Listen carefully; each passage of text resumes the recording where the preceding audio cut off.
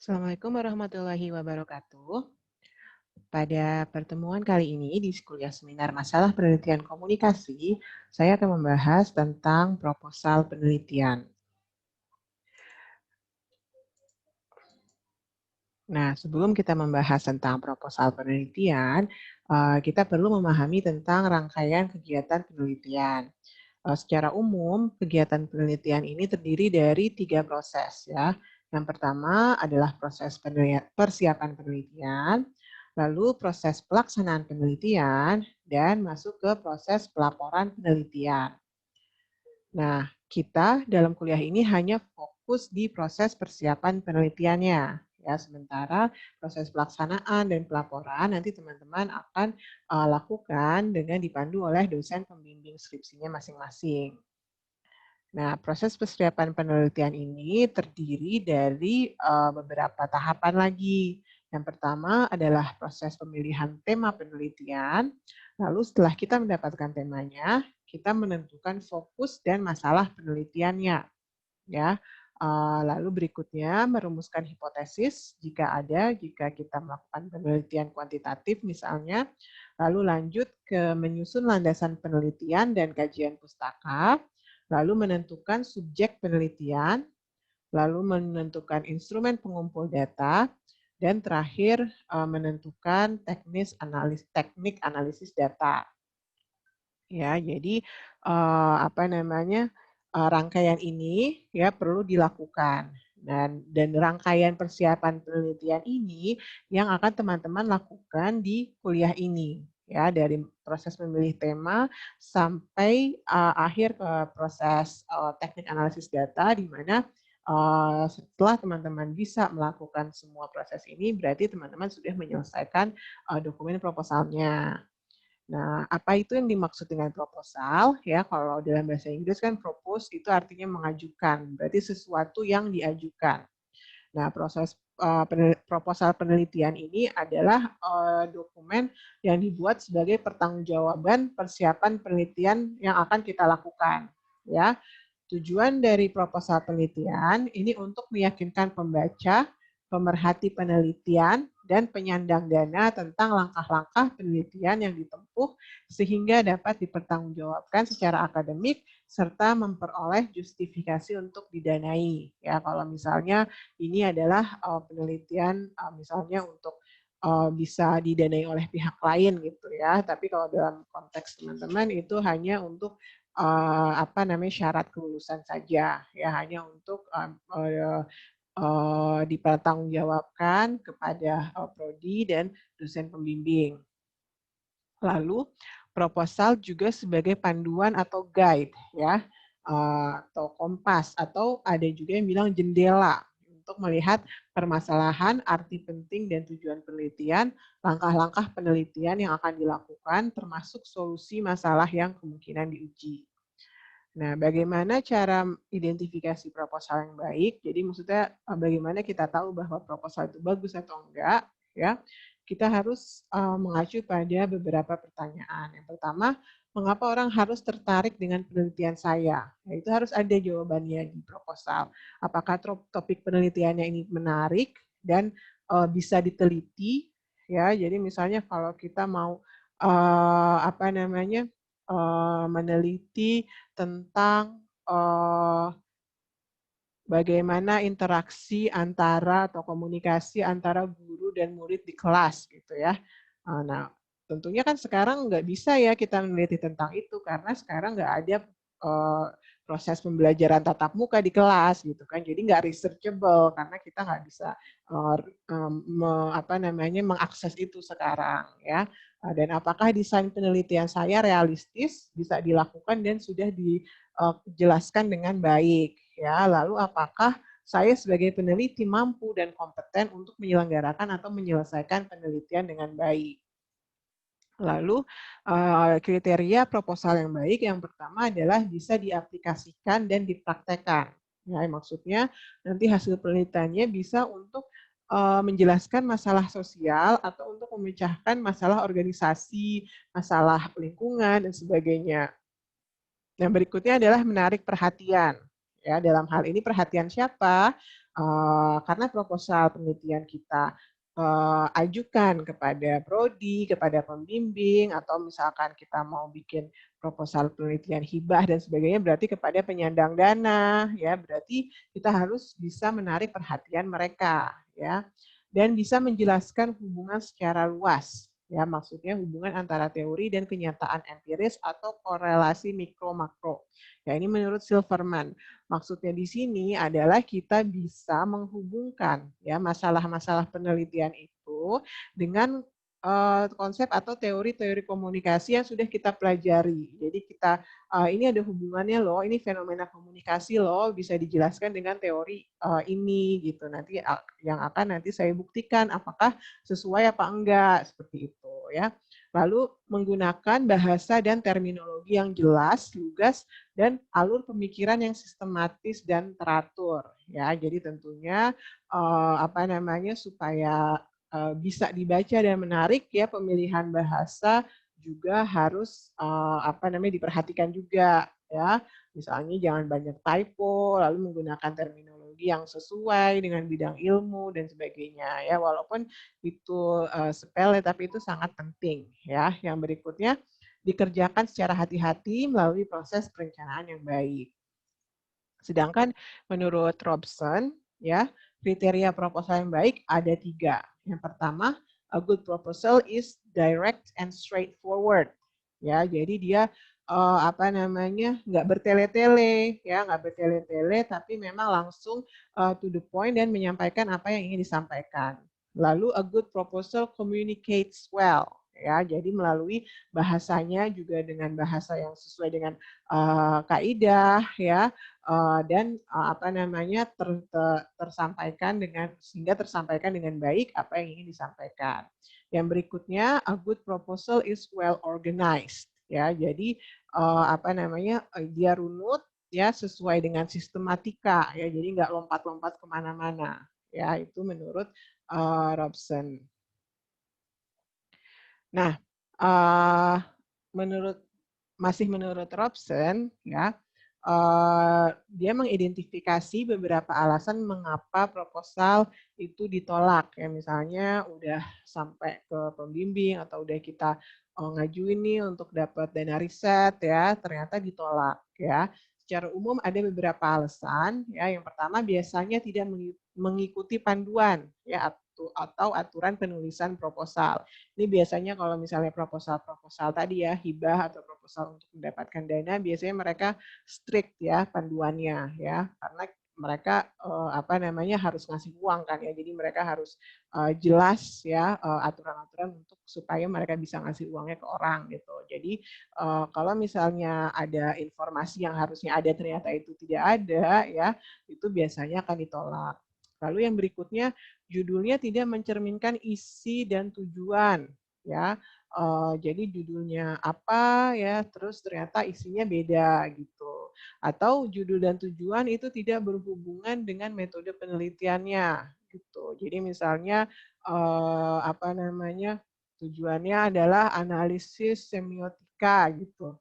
Tapi metodenya adalah survei gitu kan, nggak berhubungan ya judul dengan metode gitu. Jadi itu juga harus runut. Lalu tujuan penelitian itu tidak jelas, ya tidak bisa dinyatakan dengan jelas ya. Jadi tujuan penelitian itu harus jelas, ya harus kalimat yang diawali oleh untuk atau to ya, lalu diikuti oleh kata kerja atau verb ya, misalnya to analyze, untuk menganalisis ya, untuk mengetahui, untuk mengukur dan sebagainya ya. Lalu yang berikutnya adalah masalah penelitiannya tidak jelas dinyatakan. Jadi nanti akan kita bahas ya, ini juga penting dan biasanya nanti akan ditanyakan ya sebelum, karena ini kan ada di bab 1 ya, jadi sebelum nanti lanjut membahas bab-bab berikutnya ya, biasanya mahasiswa juga banyak yang bermasalah di sini nih, di masalah penelitiannya. Mereka nggak bisa menjelaskan sebenarnya masalahnya apa sih, kenapa sih penting untuk dilakukan gitu, signifikansinya apa. Nah ini harus secara jelas ya bisa kita nyatakan dengan yakin. Lalu yang kelima adalah desain penelitian dan metodologi penelitian tidak cocok untuk tujuan penelitiannya. Ya seperti tadi contohnya ya, kalau misalnya memang kita analisis isi dan sebagainya, lalu kita pakai survei, ya jadi itu harus cocok. Lalu definisi konseptual kurang jelas dan membingungkan. Nah ini juga yang banyak menjadi masalah yang saya lihat ya dalam mahasiswa itu menentukan hubungan-hubungan antar konsep-konsep yang antar konsep-konsep yang digunakan di dalam penelitiannya gitu. Jadi teman-teman harus bisa tadi menghubungkan konsep-konsep tadi. Ya, rumusan masalah tidak jelas atau mengambang dan metodologi dan desain tidak dijelaskan secara rinci. Jadi misalnya hanya menggunakan deskriptif lalu menggunakan metode kuantitatif. Tapi misalnya kalau metode kuantitatif itu kan ada penjelasan-penjelasannya lagi ya. Jadi ada misalnya operasionalisasi variabelnya ada, terus ada bagaimana validitas dan reliabilitasnya dijelaskan dan sebagainya ya. Jadi itu harus dijelaskan secara rinci juga. Nggak cukup hanya bilang ini metodenya begini gitu ya, tapi nggak dijelaskan komponen-komponen lainnya untuk melengkapi tentang metode tersebut. Lalu yang berikutnya tidak dikonseptualisasikan secara jelas ya, terlalu ringkas atau malah terlalu panjang ya dengan bahasan yang tidak relevan atau diulang-ulang. Jadi lebih mengutamakan bobot daripada isi ya. Jadi misalkan terlalu pendek maksudnya ya udahlah cuma 5 halaman gitu. Nah, sebenarnya sih nggak apa-apa ya.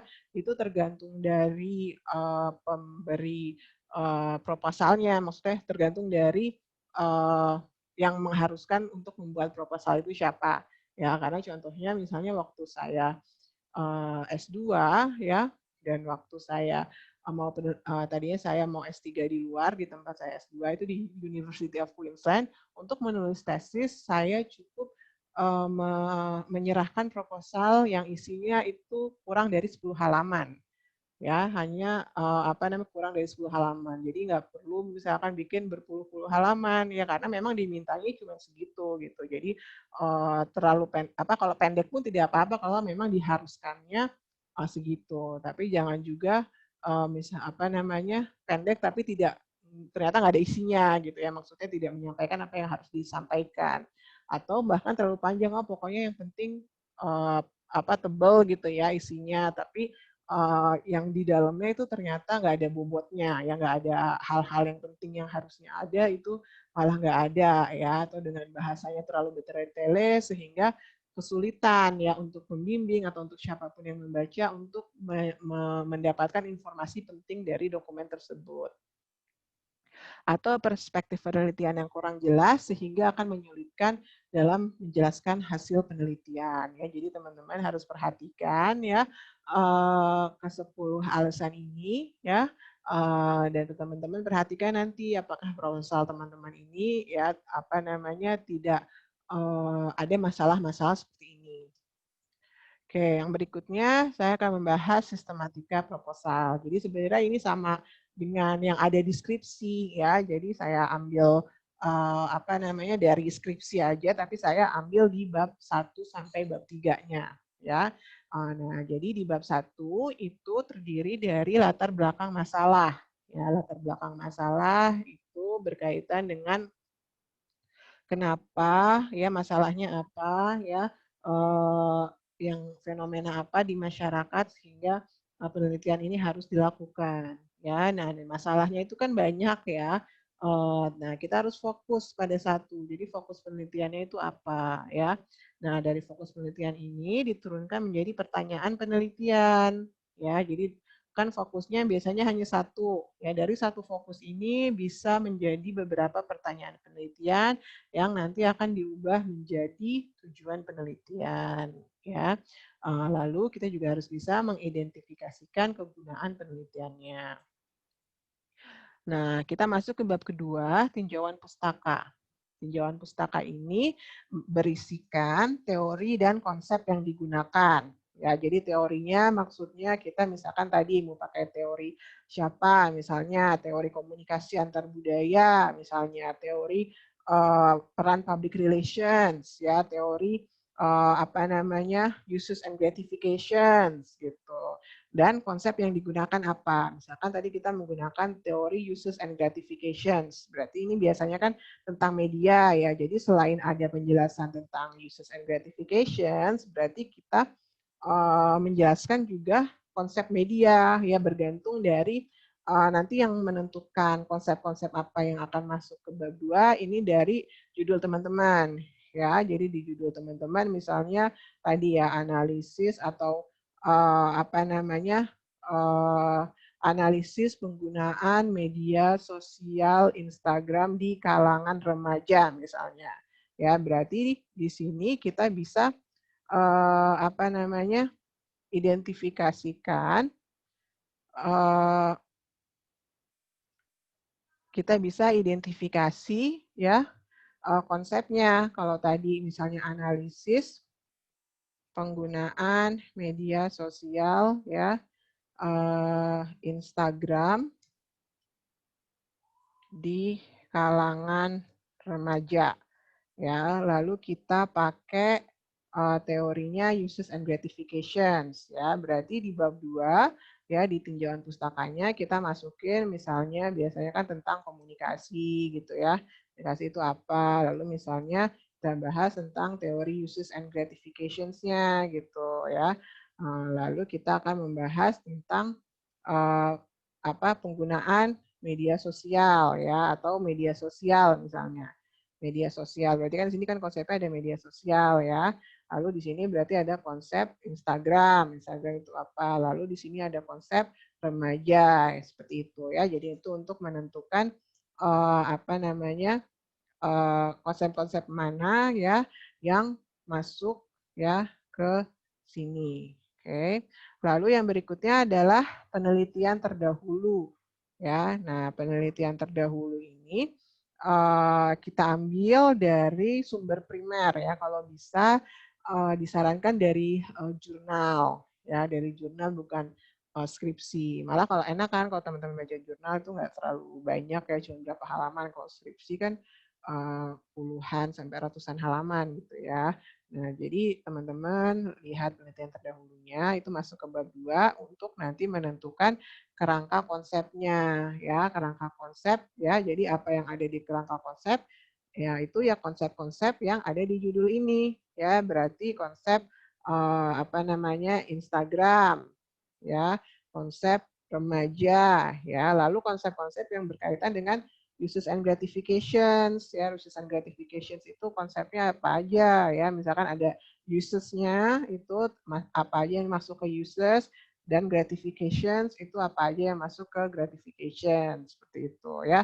Jadi konsep-konsep itu nanti dihubungkan gitu ya. Jadi ada panah-panah misalnya untuk menghubungkan bagaimana penggunaan media sosial ini di kalangan remaja seperti itu. Oke, kita lanjutkan. Lalu yang berikutnya, oh ya, jadi kerangka konsep itu untuk penelitian kualitatif ya.